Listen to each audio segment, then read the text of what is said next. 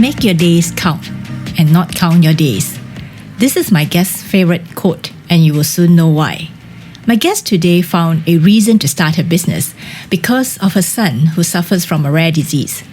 This is a bonus episode because I found her story compelling, although she was a little hesitant, stating that she had just only started her social enterprise.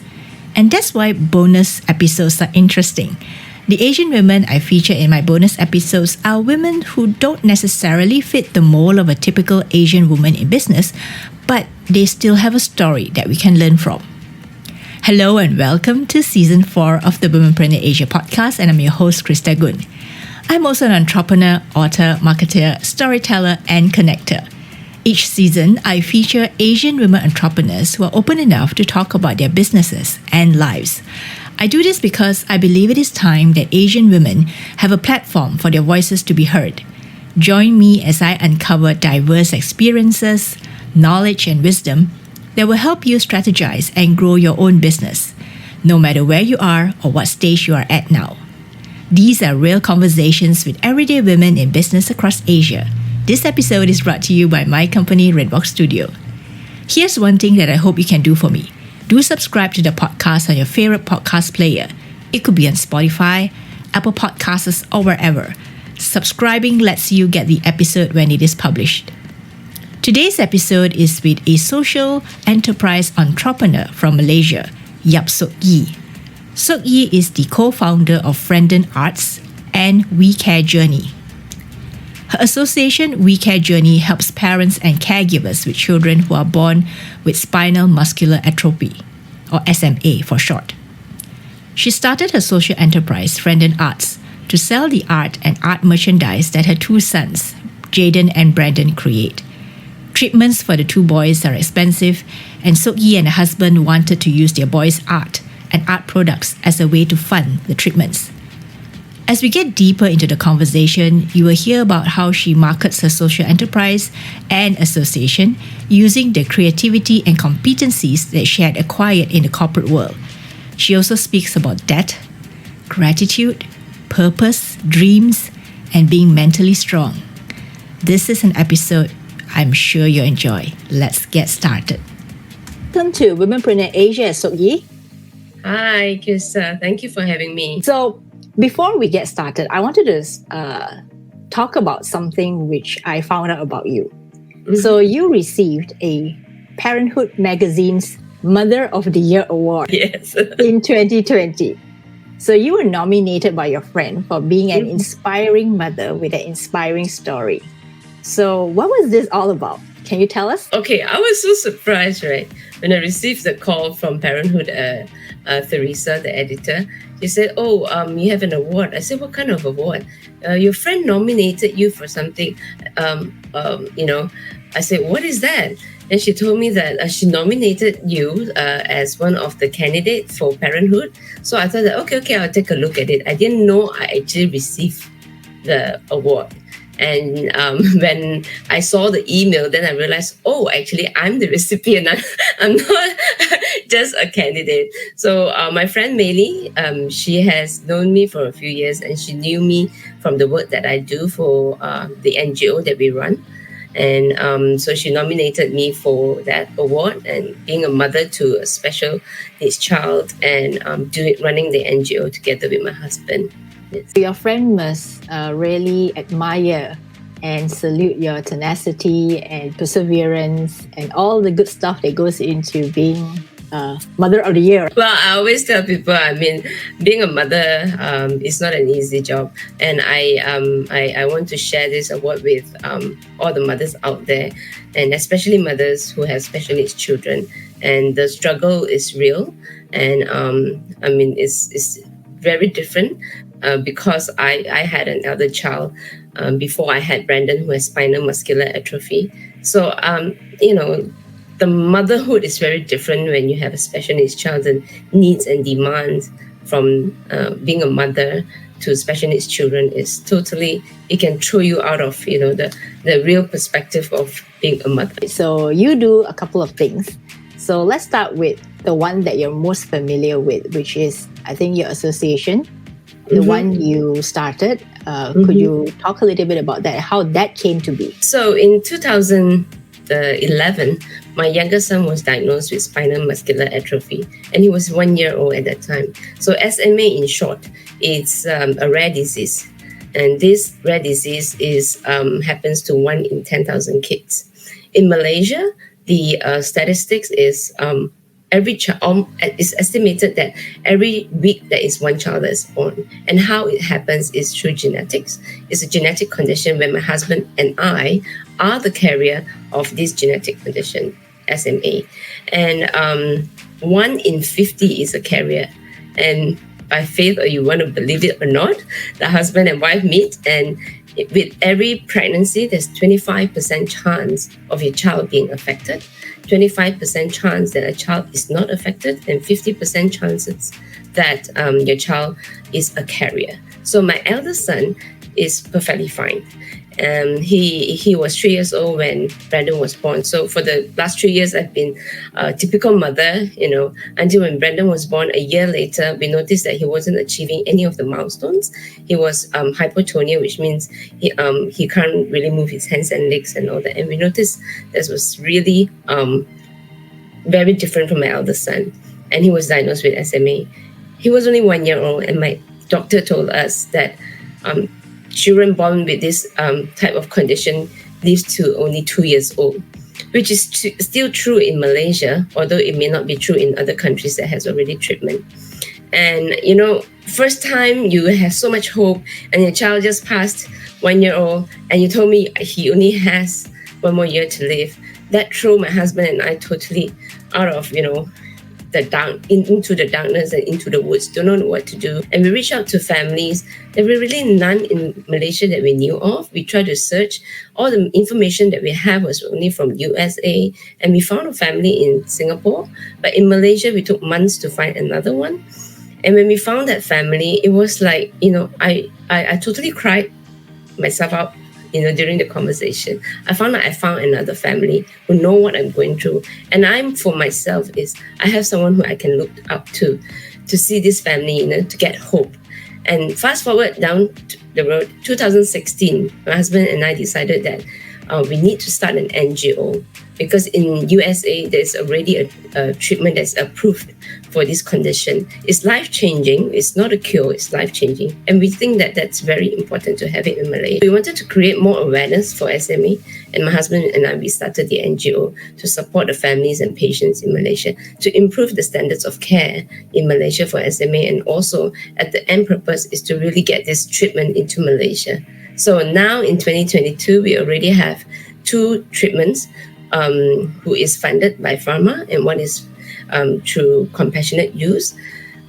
That is the change that we have, and we have found over about 100 families in Malaysia who has SMA, and every other month I'm getting new referrals. Can you imagine? And now what has changed is the doctor probably would not tell the parents that you have only 1 more year to live. Is like, let's get started, get you tested for what we can do for gene therapy, for the treatment that is available, things like that. So that's quite a journey. Yes, we name our Persatuan as Persatuan WeCareJourney. So before you and your husband came along to start that NGO, there wasn't anything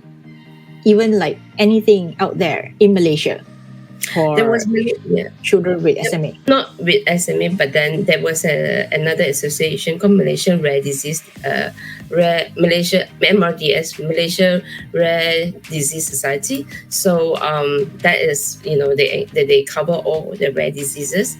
So after, I was the vice president there for 2 terms, and then after that we started SMA. And now with your story firmly entrenched in being the co-founder of this association, I do know that for your family, it has been really a journey for your entire family, yourself, your husband, and your 2 sons.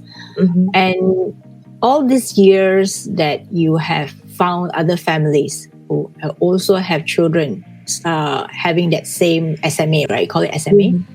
Mm-hmm. How do you feel? How do you feel now that you've, in touch with other families? I feel like every time when I receive a call, I know that how this, in a way, I know how the mother or the father feels. And I will, for me, it's like there is hope, and I always want to instill to the parents to say that there is still hope. Do not give up so easily, because there are a lot of challenges. At the same time, I will not sugarcoat everything. I will just tell them the journey is really tough, but there is hope that you can still live a quality life, that there are still things that you can do. It doesn't mean that then you have you totally have nothing to reach out for and nothing to do, and you just feel sad all the time. It's not like that. I want to help the parents to feel they're empowered, that the children can do something, despite having SMA. And when I tell them, go to the Facebook and look at Growing Up with Jaden and Branden, and you can see Branden's development from age 2 years old to 12 years old. That gives them, it's exactly the feeling when I saw Alicia's story, when I heard Alicia's story, the first family I met. That totally gives them that hope. For those not familiar with SMA, what are some of the symptoms? So SMA has got 4 types. It can happen when it's genetic condition. So basically, you already carries that condition with you. It depends on when the symptoms show, like what you say. So some of the symptoms, the biggest symptom is hypotonia, the inability to lift up the head or the neck, very low muscle tone, and the tongue fasciculation is one that is very clear. For babies. And then if, let's say, those who are 2 years old, you see them frequently falling down. And then they are also teenagers or even adults. Late into the adults, you keep falling down. You're not able to climb up the staircase. Even when you squat down, you can't lift up, or you can't even squat down. These are little signs of SMA.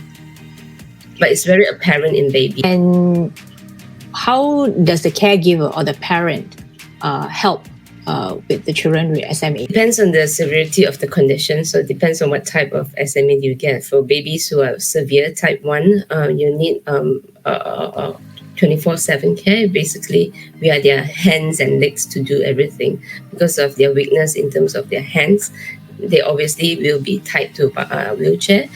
Some can sit, some cannot sit up at all. They need support. Taking care of the respiratory issue. There's also later the scoliosis. So, like you say, a journey. So from baby to older, there are different kind of issues. There will be different challenges. And the key thing is the respiratory, the lung health is very important, because their inability to cough effectively will cause pneumonia, which is why the children pass on because of pneumonia. Yeah. Based on this, I just realized that muscles play such an important role in our life. Oh, yes, our body has muscles everywhere, everything it is. But the thing is, with SMA, the brain is not affected and the heart muscle is not affected. Yes. So typically, most of them are smart, quite intelligent. In a way, not all. Every child is still different, and how you define smart is very relative, isn't it? Everybody has their talent, and this is why what we have done with Branden. I mean, he's also dyslexia, and probably also dyspraxia, because his ability to understand maths and numbers is different from the typical child. But yet he can paint and produce beautiful artworks, and that's where our whole journey started into our next what we are doing right now. Which is a great way to go into what you're doing right now. So what are you doing right now? When we started the WeCareJourney, we actually do a lot of events to raise funds and all that. Besides Billathon, our annual event, we actually have a lot of art exhibitions. And it all started with when Branden was diagnosed, and the doctor told us that he will it's a progressive disorder, which means whatever that he can do now, few years down the road, he will not be able to do it. And physiotherapy is very, very important. So is occupational therapy. So I started him with I just wanted him to use his hands as much as he can. And I gave him brushes and all that. He was able to paint with the brushes. But a year later, he can't even hold the brush properly, and he's beginning to drop the brush and all that. We went on to do finger paintings, and we did a lot of abstract painting. So he has been doing abstract painting, and my friends and his followers actually like his Wow, painting. he has followers. Yeah, he has fan clubs. So we sold actually some of his paintings, and we did a few art exhibitions to raise fund, not only for himself, for his medical needs and all his other medical equipment needs. We also raised funds to help with MRDS and also WeCareJourney. And yeah, we did a lot of collaboration with corporate companies like Maybank. We did with L'Oreal. Some of them actually, we had an event with IKEA and all this. So it's all very art related. And we found that, yes, I mean, we realized that children, children like them who has a medical condition and disability are so left behind by the system, is denied by the system in terms of education. He's being homeschooled because there's no school that is able to have him.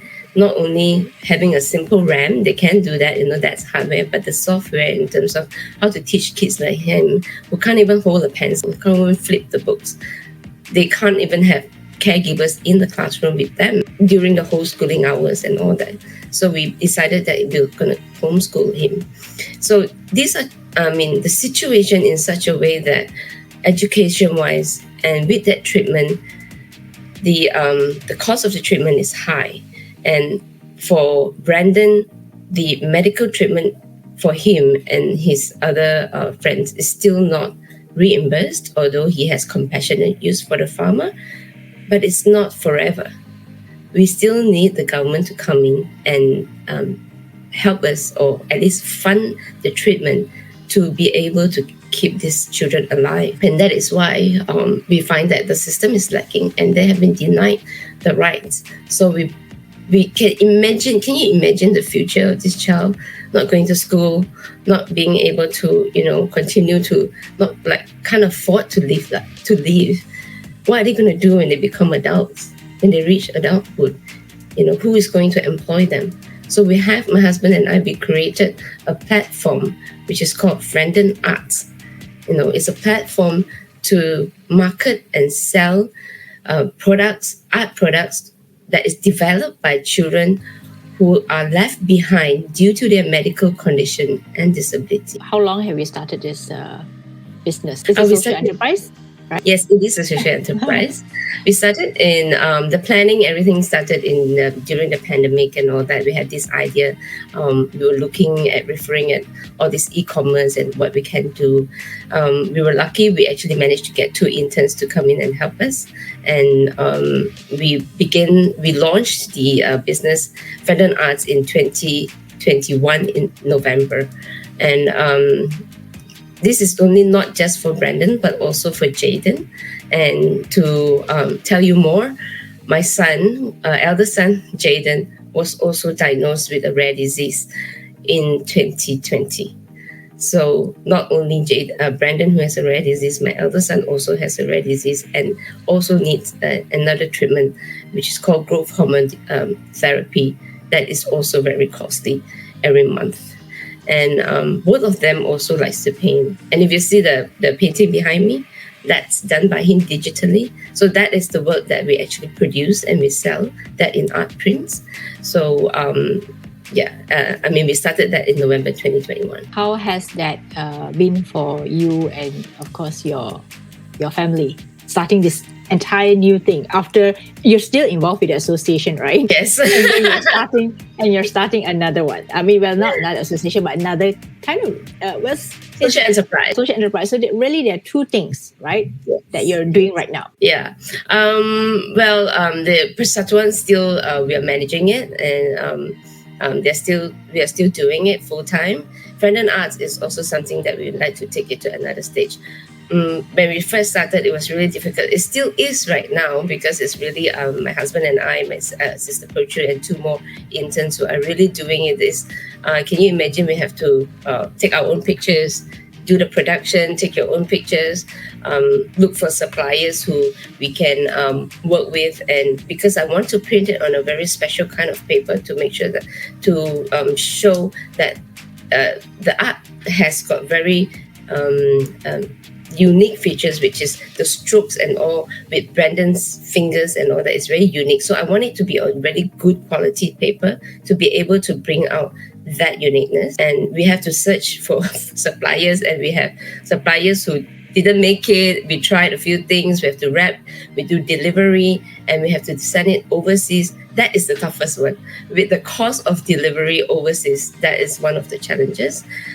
So far, Branden has got supporters. Jaden and Branden has got supporters. So family and friends have been supportive, and we are still looking at how to expand this business overseas, and also to have, besides, they say the hot market right now, how do you move on to do more marketing to not just your family and friends? This is one of the challenges. I also know that you've been really good at marketing the association also, because when I looked at your website, the association website, as well as all the other write-ups and media about you and the association, I find that there's a lot of good things that you have done in the past to highlight either the SMA or the association. So how did all this happen? That all these people came to you and say, like Maybank and IKEA and all those companies came to do some collaboration with you. So how did that happen? When we started, we knew what we wanted. We were very clear in terms of our intention and our purpose. And when your purpose and your why you're starting this is very strong, it sort of like resonates, and the energy that you show will come, it will bring. And when you talk to people and when you hustle what you want and what you want to achieve, people feel it. And I had actually our first donor from Latin American ladies, LLM, Latin Ladies American Malay Association of Malaysia, who told me when I pitched to them, they were the first donor who gave us so much money that we could actually buy so many units of cough assist machine. I asked her, why did you want to help us when we were the first one? I mean, we have no one to back us and all that yet at that time. He said, it's all in your eyes, because what you say, we believe you. And from there, I mean, that gave me that confidence and that purpose to actually do more. And in the past, when I graduated, I was doing retail marketing. So I was with Isetan, Chanel Cosmetic and Fragrance, and I was with Benetton and all that. So I think this gives me that marketing skills and the exposure to really be in the corporate world. And after that, I think it's really sharing our story. And we have friends and family members who are really, referring us to people. And then when you have that opportunity, when the door is open for you, you share your story and you speak what you want. Yeah. So I guess then that's when people actually collaborated with us, like Rotary clubs, Help International Schools, Garden International Schools. We actually go to schools to talk to the children about SMA. We go to International Medical University, IMU, university, to talk to doctors. And our interns are actually doctors who are graduates. They're waiting for their housemanship. And they actually work for WeCareJourney for a certain period, 3 to 6 months. So every intern that we have, they understand what is SMA and what we do. And they will share with their friends. And that's how we say, we can't do this alone. We need to do it with more people. And that will make us, that's how the awareness spread. I like how you use your previous corporate marketing background to help and bring more limelight to your association and the work that you do with SMA. Mm-hmm. Right? Mm-hmm. And using the same thinking or the thought process, is it how you believe that most new businesses can go forward? By being very clear in their purpose, being very clear in what they want to do, and then going all out there to just keep hustling, as you say.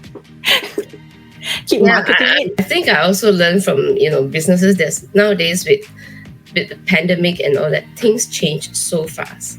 So the bigger you are, I think the more difficult for things to change. But if you're small and agile, you can move faster, you can make decisions faster. Because it's our own personal business, we can do things more in a different way.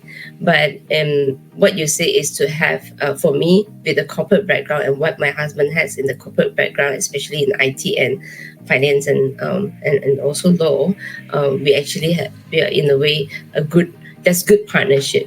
So there's a lot of arguments and all that still.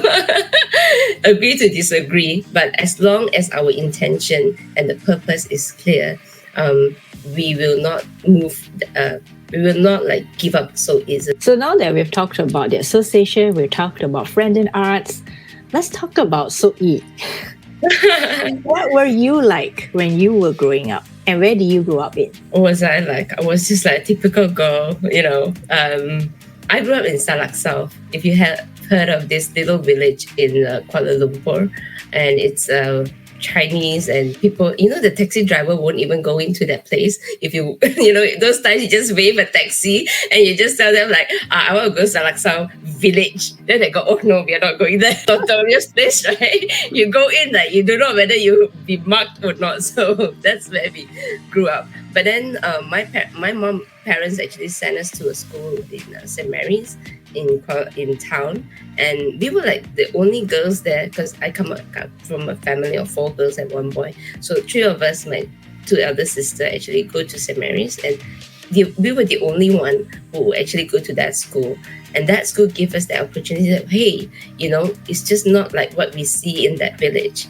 And there are really a lot of different kind of things. And because you're right smack in town, we had to take the bus and all that. That gives us, we have to take public buses, Dongfeng buses and minibus to go home. I mean, that's our transport. And that gives me the ability to be really, you have to be street smart and alert all the time, because safety is number one. My mom always tells us that. And during that time, I think my mom is very easygoing, right? Whatever it is, you just come back, you go out, you come back in one piece. I do not want to know what's happening. So a lot of freedom there, but yet we are still very grounded. I graduated, got married and all that, have a typical job, gave birth to Jaden and all that. And like I said, the game changer was when I had Branden, and that totally changed the whole plan or the dream that you have. Once upon a time, I dreamed of having, being able to travel overseas in my corporate job. I want to be able to, hold a high flying position and maybe go to Paris and have a position there, be Chanel or things like. Things change and all that. And that actually. Right after that, because of the terminal and the time limit that the doctor has given, I totally focused my whole time, even myself, just on caregiving for the 2 boys and different needs and all that. Jaden was growing up, and I'm lucky I have good support. But my time and everything in me was just about Branden.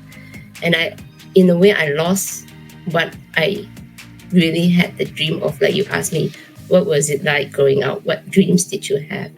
That is when, I didn't realize that I was being sucked into being a typical housewife, not having any dreams. All I knew was, doing the typical thing at home, until my husband kicked me in my butt and said, let's start WeCareJourney, because he knows that we can do bigger things, better things. And that totally, again, changed, me to have a purpose that I could do more, and I still could bring back what I once had, which is to really work in a way, you blend in the corporate side of you with a purpose. Is really very meaningful. So it was your husband that told you to get off the couch and do something about it. In a way, he forced me to. In a way, yes. Both of you and your husband, you've quit your corporate jobs. Yes. To focus fully on caregiving, of course, because priority are your boys, but also association and now the business. Yes. Right. So things must have completely changed from both of you being corporate to now both of you doing a completely different thing altogether. Yes, in a way. I wouldn't say it's complete different way. It's maybe in a different setting. but you still, running a business, you still have to think of logistic, marketing, need to know your finances and all that. So all these previous experiences in the corporate world actually helps to talk to, when you meet the Maybank, we actually met with the Maybank CEO and all that. So you must be able to at least, carry out sales and that kind of, be able to convince the corporate companies to actually collaborate with you. And in a way, in terms of lifestyle, it definitely has to change. I think in Malaysia or overall, when they say run an NGO, a lot of people think that we shouldn't be paid, and we want to change them. Would you do anything free? It's tough. I mean, you can, but is it sustainable? It is not sustainable. So we actually have a philanthropy who fund us, and that actually helps to help us to continue with what we are doing and to further what we do. So sustainability is very, very important. Same goes to Frienden Arts.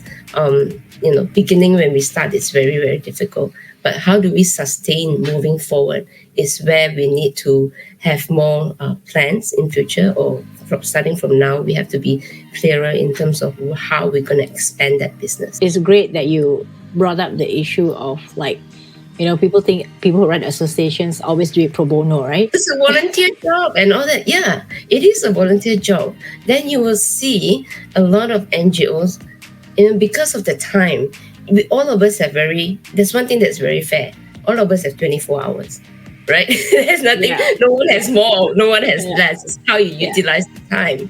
So if you were to take away the time and all that, unless it's something like us that there is a burning reason why we need to run the association, we will have to do it. But if you ask a volunteer, they will then make choices, and then you will have NGOs that it's difficult if you can't. But you look at overseas, there are a lot of NGOs that are run and they're being paid. UNICEF is an NGO, WWF is an NGO, but the people they hire are being paid. And look at where they are, right? It's the same thing. A Yayasan Hazana is Yayasan, it's a foundation. The people who run it are being paid. Why does it make a difference when it comes to a smaller NGO? And people question that when it's like, oh, they are traveling, they are what? Are they, that kind of skeptical. I understand perfectly, because I think sometimes people just assume, right? There are a lot of assumptions about how people run associations and NGOs and all that, but they never think, what about how it's run other places in other countries, right? Mm-hmm. And I see that how you bring your corporate experience into running your association, and also your corporate thinking, which I really love, because I think that will probably change how things are done. Mm-hmm. Because otherwise, if no one questions this, everyone expects it to be done the usual way, or the traditional way, or conventional way, right? Mm-hmm. Yeah. Mm-hmm. So a great point. I love that. I love you for. I love it for being. You're daring enough to talk about some really uncomfortable issues. You have to be vulnerable, and sometimes I always say the elephant in the room. And we actually had the last exhibition we had with Maybank the corporate the legal department actually organized the art exhibition together with us for a CSR event, and that event actually won the best CSR event of the year for the legal department. And I actually had Yusof Gajah to be one of the artists who support us besides Jane, and we talk about elephant in the room, because SMA is about death. And a lot of people say when your child is diagnosed, don't mention that to your family, or don't even tell people, or it's okay. Some families don't even want to tell anything to the siblings, to the relatives and all that. There's a lot of things that is better. It's not nice now, it's what taboo also, sweep under the carpet. Don't talk about it. Elephant in the room. And therefore, how are you going to create that awareness if something that is difficult to talk about and you just sweep under the carpet? That's really a great point. And I think that whoever is listening to this maybe we are hoping to change how they think too, right? At least start questioning, why is it so?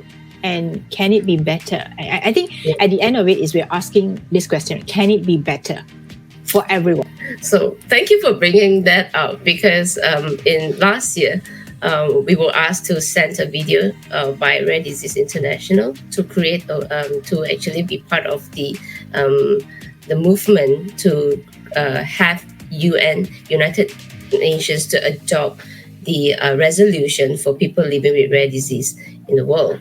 And we were one of the families who were invited to share the video. And in that video, I just asked, how can we all do better?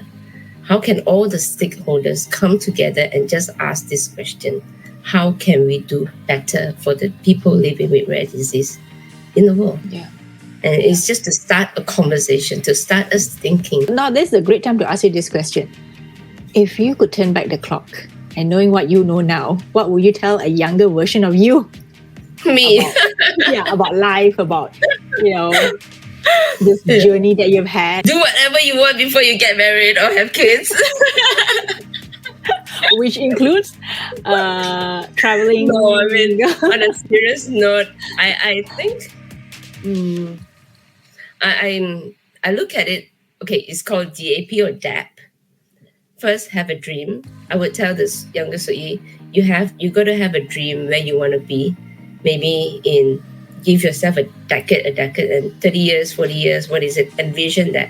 Have that dream. What is it that you want? The A is being agile, being able to adapt with whatever changes that comes, because things change. And if I knew that this is going to happen, then no one could prepare for anything, right? I think what I learned from the pandemic and having where my family is right now is the ability to really adapt to changes and to adapt well. Mentally, very important. Your mental health is very, very important, to be strong, to be very grounded. And P is always have plan B. If it doesn't work, what happens? What is going to happen, right? When we decided to quit our job, decided to quit and do this, we have plan B. Okay, plan B is starting the association. After this, where do we go?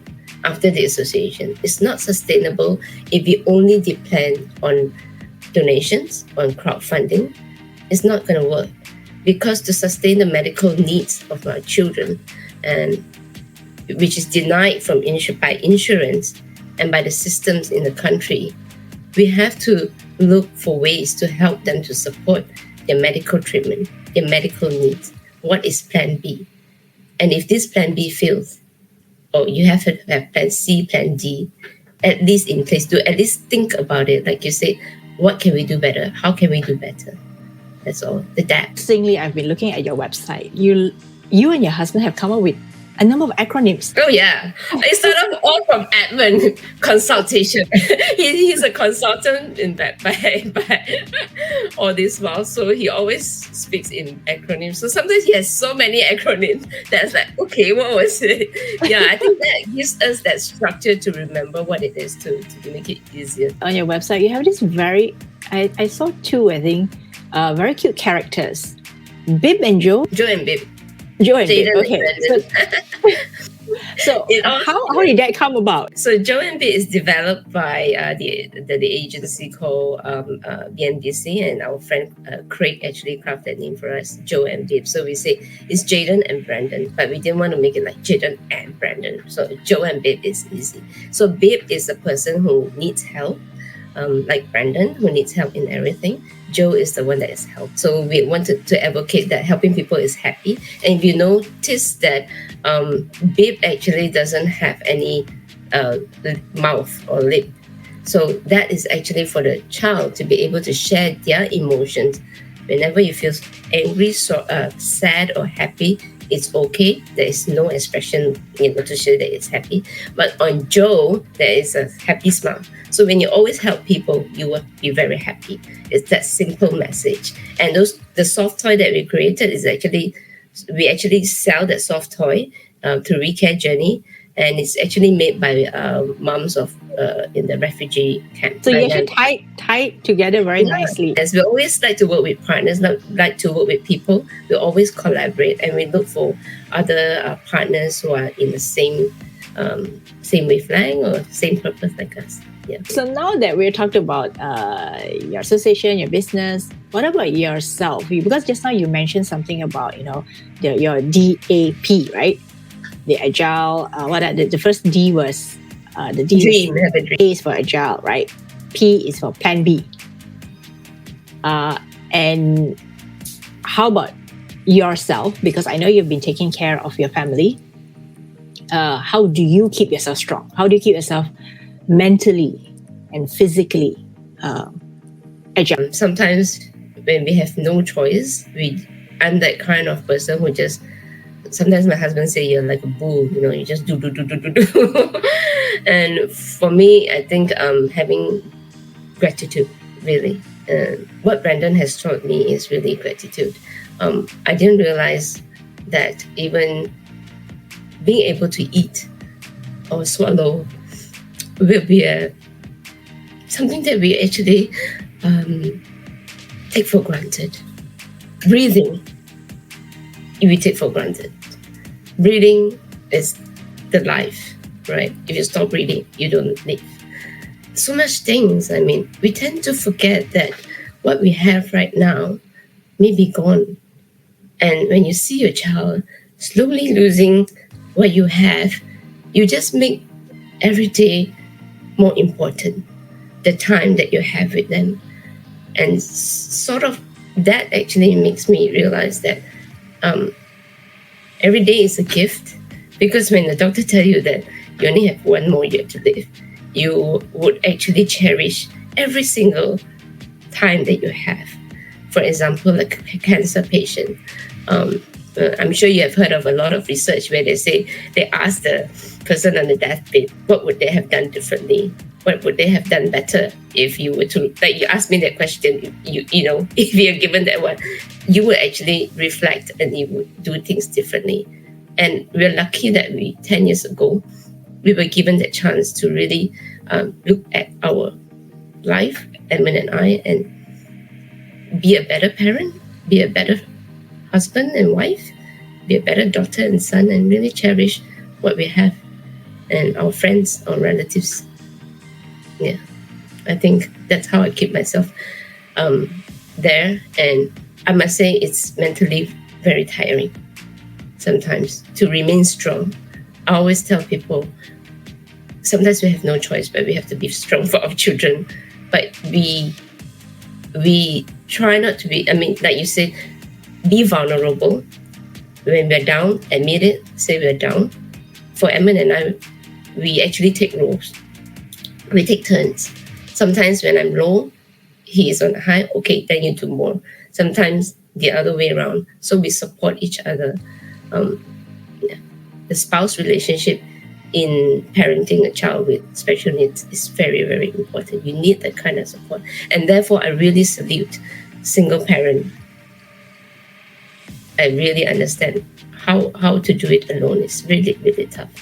So I think mental health, it affected me. I've seen it, to be honest, I've gone for counseling and that helped. I've gone for mindfulness training and I do meditation and all that recently more during the pandemic so that, keep myself grounded and be more focused. That's a really beautiful answer. Gratitude. Thank you. Because before I met you, before I started reading up on SMA, I also took a lot of things for granted. Like I was saying, this concept of being able to swallow, being able to chew and eat our food, being able to cough. Cough itself, right? Mm-hmm. To cough is actually quite a miracle. So all these things I did not know until I met you. And I had to do a little bit more digging around. What is this condition called SMA?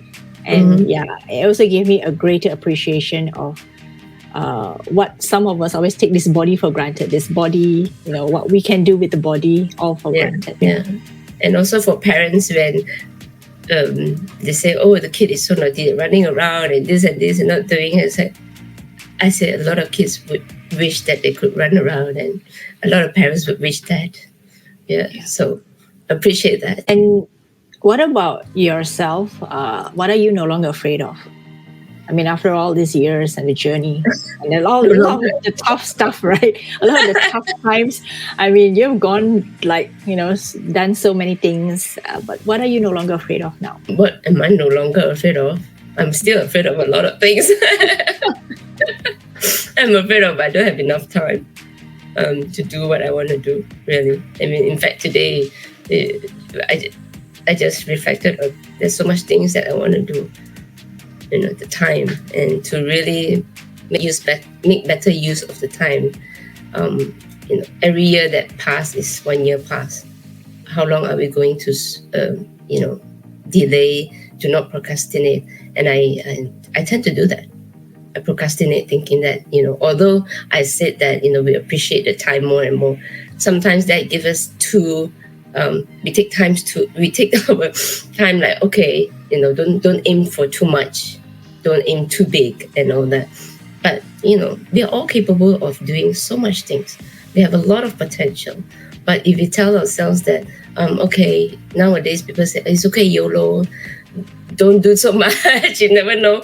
But it's not true. I mean, just do our best to our own potential, given potential that we have. Don't waste it. So, what is it that you want to do? You feel that you've been putting off? I seriously want to travel more.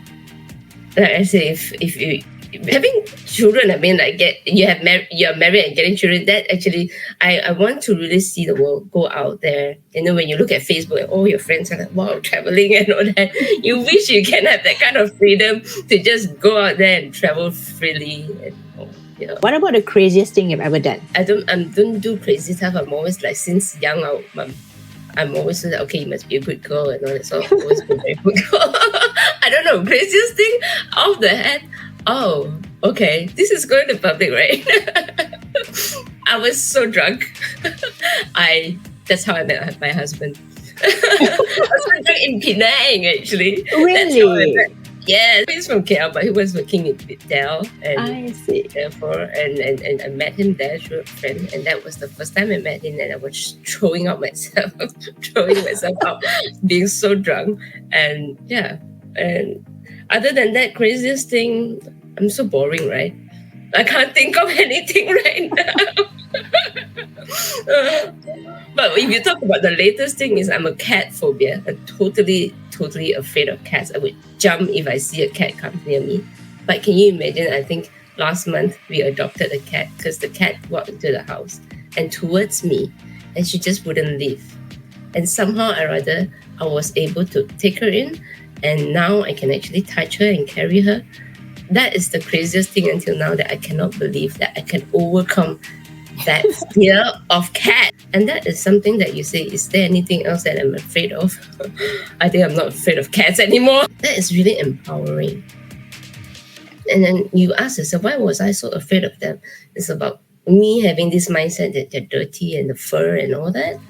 But actually, it's not true. What about a person who has had a great impact on you? I would say Lewis Hamilton. We actually met him. We as a family actually met him in KL, and we actually managed to spend time with him in the last race in Malaysia when he was here for a press conference and all that. And why actually has a great impact on me is I see how him being where he is right now, that person, to be in that, and to be racing. You can see Formula One, there's no other drivers like him. And his last year's act of how he was in a way, taken away from how gracefully he accepted the defeat was something that, so much to learn. And his grit in being in this sport is really not easy. And yet he is so humble. A lot of people has talked about him and all that, but not until you have met him in person. He can actually literally sit next to me and Branden, and he carried Branden to his Formula One car. In that kind of person that he is, he can actually be so humble and just meet us like for the first time and give Branden and our family a really memorable event in our life. And that changed our life. And when after that, I read more and somebody told me, oh, he has a brother who has cerebral palsy. And that's how I said, oh, no wonder he's different. And maybe that's why he could connect and understand us. And he told Jaden, the older brother, he said, you'll be a sibling. I mean, you'll be a good brother. And I know you will be. And, that stays in Jaden all the time. That is also something that will be treasured by your sons. But having said that, I mean, the impact, because you asked me a person, probably that's why I named Louis. But overall, I think people who influence me or who gives me the impact is children who has medical condition and fighting for their life. I see that so much in the hospital. And every time I see them, it is these kids who actually give me the strength. Because if you actually see them and live with them for a while in the hospital, you can see how strong they are, and yet very little thing make them smile. They can be happy with such little things in life, despite the condition that they have. Maybe I've seen leukemia kids having treatment every week. And that's where we go and change, because that time, the daycare, Branden, I have to take Branden every week to the hospital to change his feeding tube. And I see kids, leukemia kids, having their treatment, hanging butts, and they're still so happy and all that. For us, it's like, typical person without any condition, and yet we still complain so much. That actually, gives me a slap on my face. If it's not for that place that I'm in, I wouldn't see things so differently now. And now that we've come to almost the end of the interview, what is that one key takeaway or one lesson that you feel that you would like our listeners to take with them as we end this very interesting conversation of ours? Know your intention when you do things, not only just the business or not just being an entrepreneur, but know what exactly, whenever we start something or do something, your purpose and your why. And when you know your why, the why is the one that will ground you, and whatever that comes, it will not be able to shake you so easily. And where can people find you online if they want to connect with you after this, after listening to this podcast? You can find me in Facebook. My Facebook name is Sook Yee Yap, SOOKYEEYAP. Or you can follow Jaden and Branden's Facebook page, which is Growing Up with Jaden and Branden. And I post their stories there. If for Frienden Arts, you can go to friedenarts.com. We have our website. Yes. For Persatuan WeCareJourney is WeCareJourney.org. So there are a number of places that people can reach out to you, people can find you, and of course, look at the products that you have in friedenarts.com. Yes. So thank you so much, Sook Yee. I had a really good time talking to you. And even before we got into this call, we had a long conversation, right? And so here's a big shout out to Jeffrey Ong. Yes, thank you, for connecting us. So, Jeffrey, you have really recommended a very interesting person for me to put into my podcast because Sook Yee will be in what I call technically on my bonus episode. Bonus episodes are usually episodes where I leave for slightly unusual, Asian women who have some really compelling stories to tell. And so that's why I remember, Sook Yee, when we were talking, you were asking about my podcast and all that. So I said, yes, definitely. I'd love to have you on a podcast because not only do you have your journey as a mother, but you also have this other things that you have in your life. And I think which all ties in really well together with what you're doing. Thank you for having me. So we will see you again. And a big shout out to Jeffrey. Yeah, thank you, Jeff. Thank you, Jeffrey. We hope you listen to this, Jeffrey. Okay, so thank you. Thank you. I really loved today's episode as it reminded me that we should never take life for granted. Sook Yee's journey has shown us that every day is precious. Take time to make memories with your loved ones because nothing is guaranteed or promised to us. Thank you for being with me in this season 4. In this season, I have had the pleasure of having conversations with 14 women who are blazing their own trails and doing what they want to do. I am, for one, privileged to do what I want to do as well. If this is the life that you want, great. But if this life isn't going your way, find a way. If Sook Yee can do it, so can you. Season 5 will start in September. This gives me a break from the cycle of podcasting, as well as enable me to start a fresh round of interviews. If you have just found Womenpreneur Asia, I highly encourage you to check out my earlier seasons while you wait for Season 5. Thank you for being a listener as always. Until then, take care and I will see you in Season 5.